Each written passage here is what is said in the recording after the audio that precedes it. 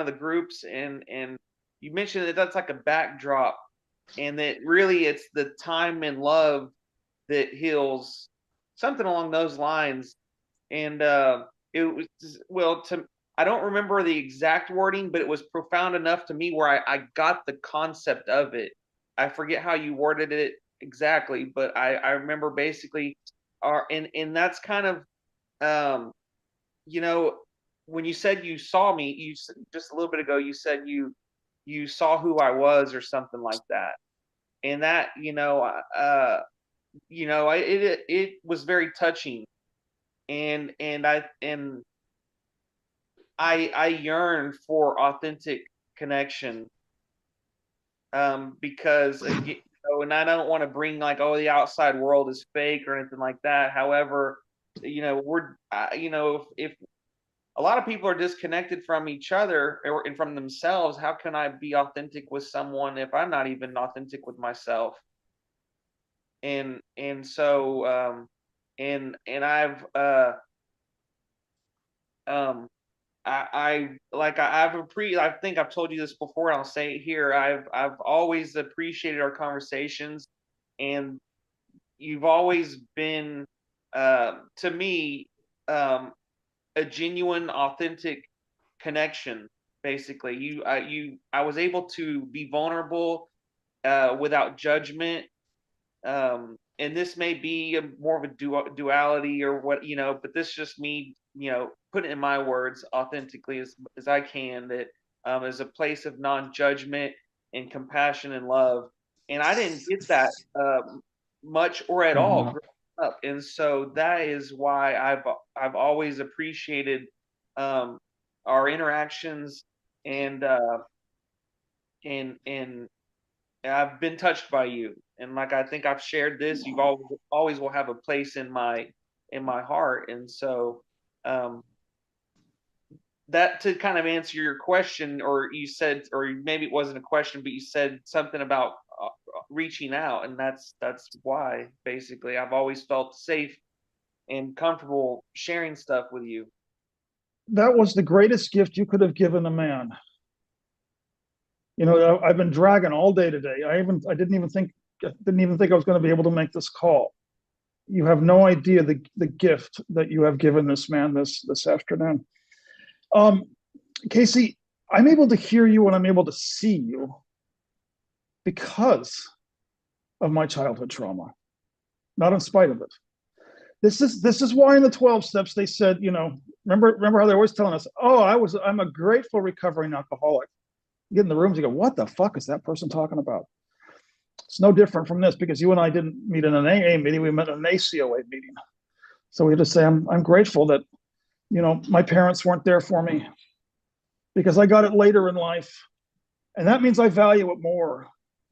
I put that under the category of delayed gratification. If we didn't get this in our primary years, but we were able to capture it in our 20s or perhaps even our 30s, don't you think we're gonna hold it to a much higher standard and value it a lot more?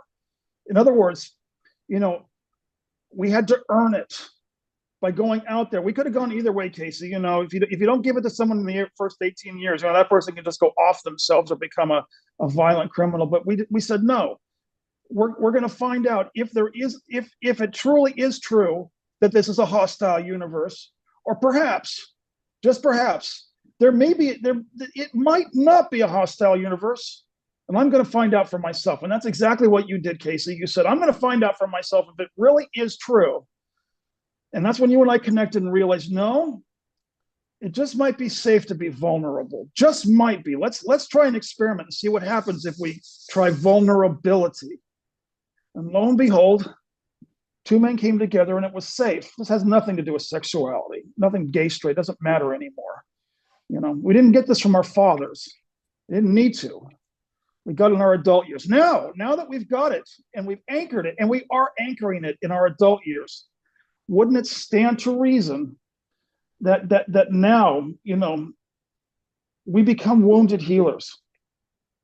And this is where my crystal ball comes into place, Casey, is there's going to be a young man who's going to come into your sphere who's going to mirror exactly the young man.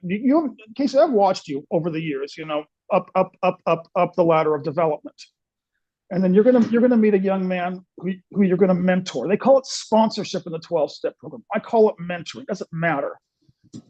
And you know what? You're gonna use whatever backdrop. And this is the other thing you said, Casey. You said that I mentioned to you last time. You called it a backdrop.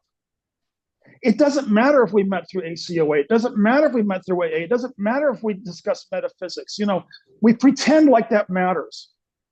But what really matters is that you and I use it as an excuse to get connected and trust one another. That's all we came together for.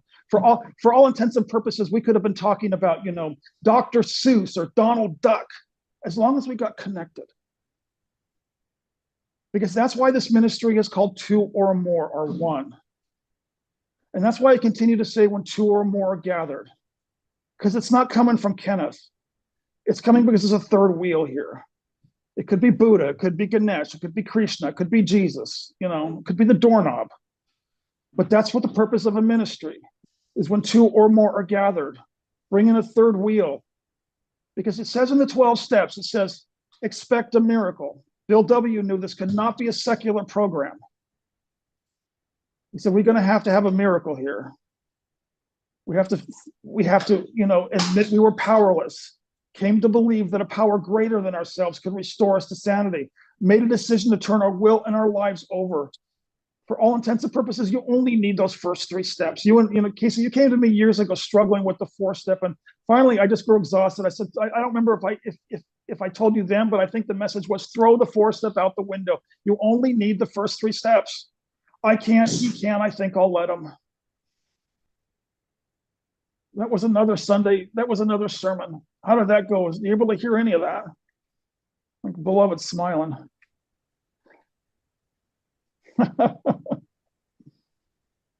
I have to teach it in order to hold on to it. Life is not engineered. This is why I get a lot of flack from my ministry. I've had, I've started getting, as it accelerates, I'm going to get more and more hate mail. Fine, it's kind of hard to digest at 3 a.m. I did have a reaction this morning at 3 a.m., but because I truly believe that, like you said, Casey, I believe we have to earn this.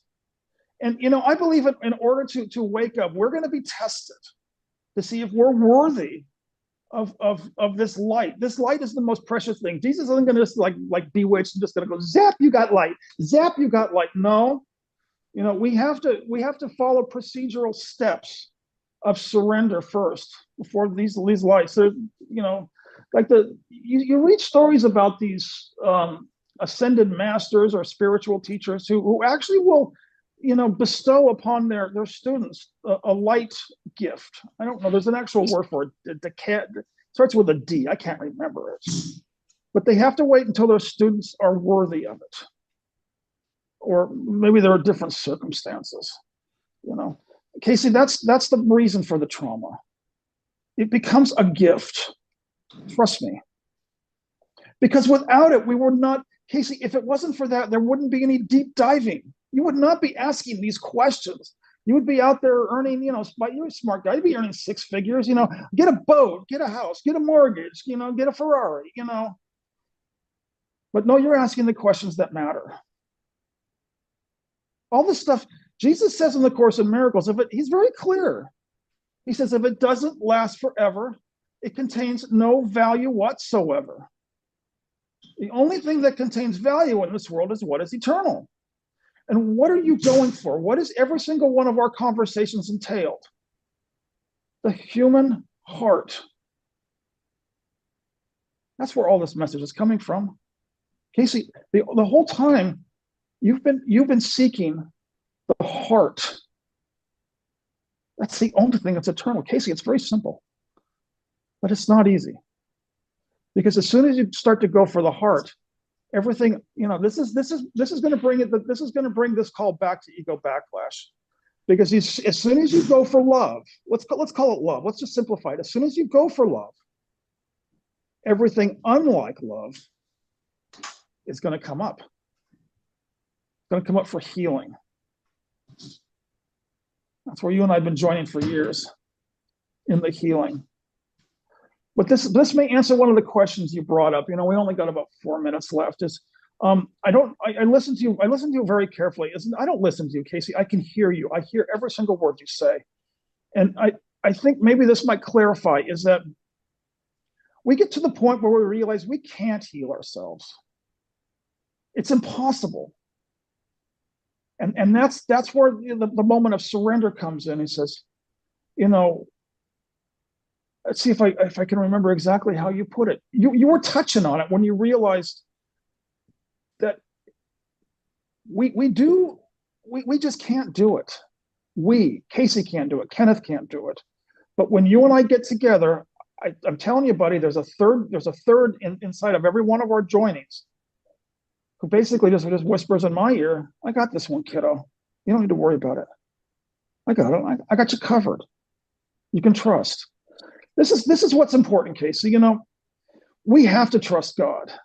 That's the whole thing. The 12 steps are engineered. You've got to have a relationship with a higher power for Christ's sake. Otherwise, none of it will work.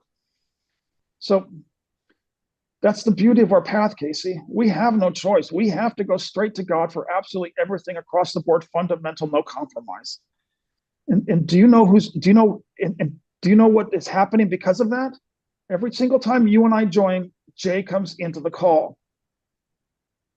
If we were experimenting with half measures, he wouldn't be coming into our call, and I'd just be some new age life coach, trying to help you rearrange the deck chairs in the Titanic. No. Every time you and I have talked, it's sincere. You got a butterfly escorting you out of like a coon, kiddo. I don't care if I have a retirement. I don't care if I have money, because this is what values and what matters in the world is connection. It's called love. That's all that matters. It's the reason we're here. Casey, you won the prize. You figured it out. Got your purpose. You're still in your 30s. Sorry. My third sermon for Saturday. We've got 2 minutes left. Anybody got any closing statements? We'll keep the Zoom room open, but that's what we're going to get recorded for Saturday, July 6th. I got no speech. I render you guys speechless. All right. I'm kind of just thinking. That's why I record it, so we can watch these archives. All right.